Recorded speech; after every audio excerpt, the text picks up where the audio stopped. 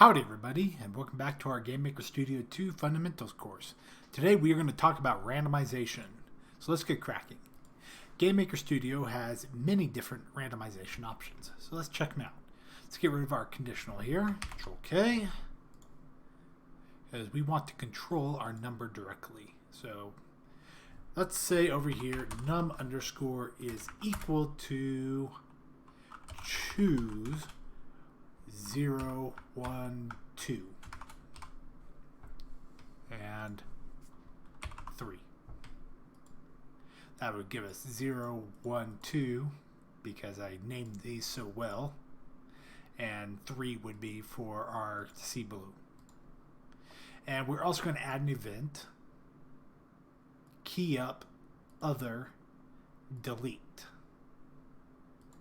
And I've already added this, so we just add game restart to that, which allows us to restart the game, and it will allow us to restart it every single time, so we can change the value.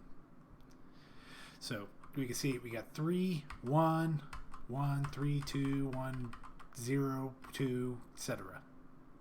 Every time we restart the game, it chooses a new value on that.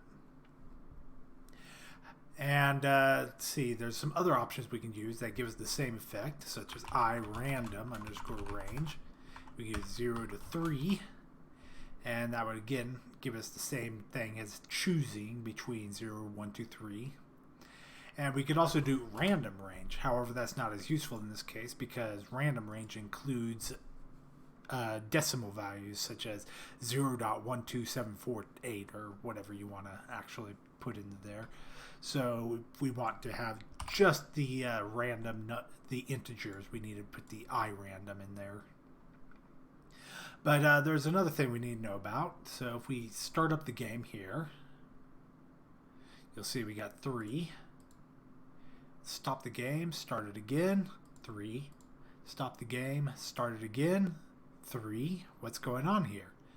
Well, our game has a seed which determines the randomosity, and that seed is the same whenever we start the game, so the initial values always start off the same.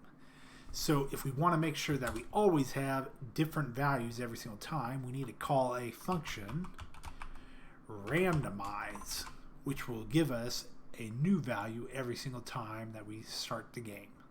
So as you can see, it's black. Alright, I think that's everything you need to know to get started working on random variables. And we'll probably leave that in there for now. So good luck with your programming, everybody.